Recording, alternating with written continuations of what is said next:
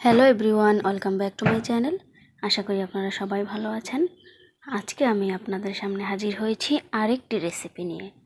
আমি আজকে আপনাদেরকে দেখাবো আমি কিভাবে মাত্র 1 কাপ ময়দা আর হাফ কেজি দুধের ছানা দিয়ে পারফেক্ট 1 কেজি পরিমাণের রসমালাই বানাই ঘরোয়া উপায়ে।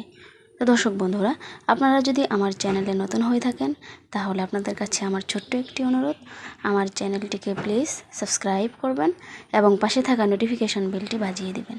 এতে করে আমার আপলোড করা প্রত্যেকটি ভিডিও আপনি সবার আগে পেয়ে যাবেন। তো চলুন দেখা যাক। আমি এখানে আজকে হাফ কেজি দুধের ছানা কেটে নিয়েছি। তো আপনারা অবশ্যই জানেন ছানা কিভাবে কাটতে হয়, তাই আমি আজকের ভিডিওটি বড় করতে চাইনি। এই জন্য আমি আপনাদের ছানা কীভাবে কাটতে হয় সেটা দেখাইনি। তো আমি এখানে বড় একটি স্টিলের প্লেটে ছানাগুলো নিয়ে নিচ্ছি। এর মধ্যে দিয়ে দিচ্ছি সাদা সয়াবিন তেল। তেলটা দিলে অনেকটা সফট হয়, আপনারা সেই ক্ষেত্রে ঘিও ব্যবহার করতে পারেন। তো আমার বাসায় ঘি নেই, আমি তাই তেল দিয়ে দিচ্ছি। তো এইভাবে আমি 5টি আঙ্গুলের সাহায্যে আলতো আলতো করে মিক্স করে নিচ্ছি। তো আপনারাও চেষ্টা করবেন 5টি আঙ্গুলের সাহায্যে মিক্স করার জন্য। এটা কিন্তু হাতের তালু দিয়ে মিক্স করার চেষ্টা করবেন না, এতে করে হচ্ছে ছানার মধ্যে যে তৈলাক্ত ভাবটা থাকে সেটা কিন্তু বের হয়ে যাবে। এই জন্য সবসময় চেষ্টা করবেন 5টি আঙ্গুল দিয়ে এভাবে মিক্স করার জন্য। তো এইভাবে আমি 5 থেকে 7 মিনিট ভালোভাবে মিক্সড করে নেব। তো দেখছেন আমার কিন্তু এটা মিক্সড হয়েছে। আমি এখন এটা একটি বাটির মধ্যে রেখে দিচ্ছি। আর এই প্লেটের মধ্যে আমি দিয়ে দিচ্ছি 1 কাপ পরিমাণ ময়দা, আর দিয়ে দিচ্ছি বড় চামচের 1 চামচ গুঁড়ো দুধ, সাথে কর্নফ্লাওয়ারের গুঁড়ো আছে, আর দিয়ে দিচ্ছি পরিমাণ মতো চিনি। তো আপনারা আপনাদের মিষ্টি মানে যে পরিমাণে মিষ্টি খেতে চান সেই পরিমাণে দিয়ে দিবেন। আর দিয়ে দিচ্ছি হালকা কুসুম কুসুম গরম পানি। তো আমি কিন্তু এইভাবে আমার হাতের সাহায্যেই ভালোভাবে মিক্সড করে নেব। আর এর মধ্যে আমি দিয়ে দিব অল্প পরিমাণের সয়াবিন তেল। তো আমি আবারও বলছি, আপনারা চাইলে ঘি ব্যবহার করতে পারেন। তো এইভাবে আমি মিক্স করতে করতে এরকম হয়ে এসেছে। আর দেখছেন এটা কতটা সফট হয়ে এসেছে, আমার হাতের মধ্যে এটা দেখতেই বুঝতে পারছেন। আর এর মধ্যে আমি এখন আমার ডলে রাখা ছানাটা দিয়ে মিক্সড করে নিচ্ছি। এভাবে আমি ভালোভাবে মিক্সড করে নেব হাতের সাহায্যেই। তো এইভাবে আমি আবারও 5 থেকে 7 মিনিট হাতের সাহায্যে ভালোভাবে ডলে ডলে মিক্সড করে নেব। তো দেখছেন আপনারা এটা কিন্তু পুরোটাই মিক্সড হয়ে এসেছে এখন। আর এটা কতটা সফট হয়েছে যে প্লেটের সাথে একটুও লেগে নেই। তো দেখছেন এটা কিন্তু আমার হাতের মধ্যে মিশে যাচ্ছে, তার মানে এটা এখন পারফেক্ট মিষ্টি বানানোর জন্য। তো এইভাবে আমি ঢাকনা দিয়ে 10 মিনিট ঢেকে দেব। 10 মিনিট পর আমি আবার ফিরে আসব। তো দেখছেন আমি ফিরে এসেছি, আর এটা আরও বেশি সফট হয়েছে ঢেকে দেওয়ার জন্য।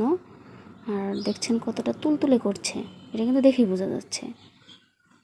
তো এবার আমি পরিমাণ মতো গোলা নিয়ে আমি মিষ্টিগুলো বানাবো। তো আমি এভাবে হাতের মধ্যে 2 হাতের সাহায্যে ডলে ডলে মিষ্টিগুলো বানাবো। তো এইভাবে আমি গোল করে শেপ করে নিচ্ছি। এটা কিন্তু আমি গোল করে সামান্য একটু লম্বা শেপ দিয়ে দিব, মানে বাজারে যে পরিমাণের মিষ্টিটা পাওয়া যায়। তো যে দেখছেন আমি কিন্তু একটা ডলতে ডলতে কথা বলতে বলতে বানিয়ে ফেললাম। তো এই যে দেখেন এটা সাইজটা এরকম হয়েছে। তো আপনারা চাইলে শুধু গোলও করতে পারেন, এর থেকে বড়ও করতে পারেন, এর থেকে সাইজে ছোটও করতে পারেন। তো আমি আপনাদেরকে দেখানোর জন্য আরেকটি মিষ্টি বানাচ্ছি।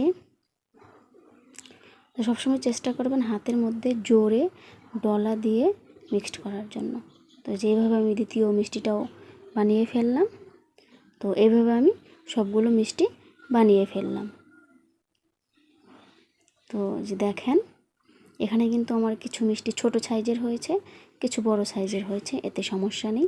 তো এবার আমি চিনির শিরা জাল করার জন্য একটি হাঁড়িতে পানি দিয়ে দিচ্ছি পরিমাণ মতো। আপনারা আপনাদের পরিমাণ মতো পানি দেবেন। তো আমি কিন্তু একটু বেশি পরিমাণে দিয়ে দিলাম। আর এখানে দিয়ে দিচ্ছি পরিমাণ মতো চিনি। আমি আজকে মিষ্টির তুলনায় শিরাটা বেশি বানাবো, এই কারণে যাতে করে শিরার মধ্যে আমার মিষ্টিগুলো ডুবে থাকে এবং ভালোভাবে বলকিয়ে ভালোভাবে জিনিসটা ফুলে ওঠে, মানে মিষ্টিগুলো ভালোভাবে ফুলে ওঠে। তো দর্শক বন্ধুরা দেখছেন আমার পানি কিন্তু ফুটে এসেছে। তো এভাবে কিছুক্ষণ ফুটানোর পর আমি এবার একটা একটা করে আমার বানানো মিষ্টিগুলো আমি দিয়ে দিচ্ছি। তো অবশ্যই খেয়াল রাখবেন মিষ্টিগুলো যেন হাঁড়ির সাথে লেগে না যায় এবং একটির সাথে আরেকটি যেন লেগে না যায়, এতে করে মিষ্টিগুলো ভেঙে যাওয়ার সম্ভাবনা আছে। আর অবশ্যই চেষ্টা করবেন বেশি পরিমাণে শিরা জাল করার, এতে করে মিষ্টিগুলো ভালোভাবে ফুলে যাবে, এতে করে মানে চুপসে যাবে না, কতটা বাঁকা হবে না, আরেকটার সাথে আরেকটা লেগে যাবে না, তাই বেশি পরিমাণে শিরা দিবেন। তো এইভাবে আমি মিষ্টিগুলো একটার পর একটা দিয়ে ফেললাম।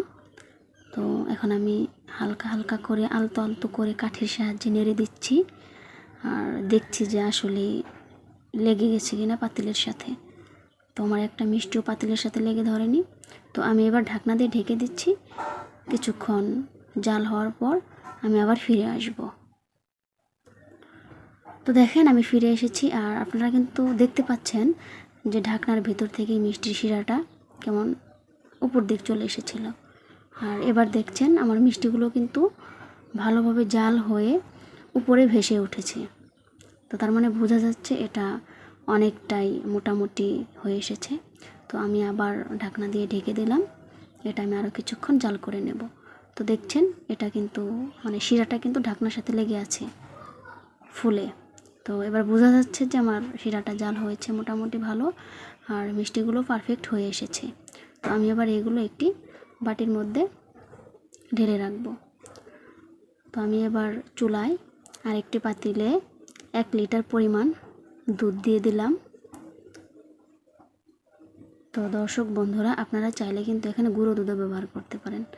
আর আমি দিয়ে দিলাম পরিমাণ মতো চিনি, আর এখন দিয়ে দিব 4 থেকে 5টা এলাচ গ্রান হওয়ার জন্য।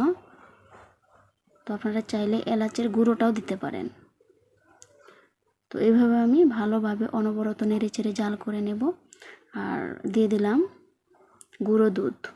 গুঁড়ো দুধ দিলে কিন্তু আমার মালাইটা অনেকটা ঘন হবে, রেস্টুরেন্টের মতো, বাজারের হোটেলে যে রকম মিষ্টিগুলো বিক্রি করে সেরকম হবে। তো এইভাবে আমি অনবরত নেড়ে চেড়ে দেবো যাতে আমার দুধ পাতিলের সাথে লেগে না যায়।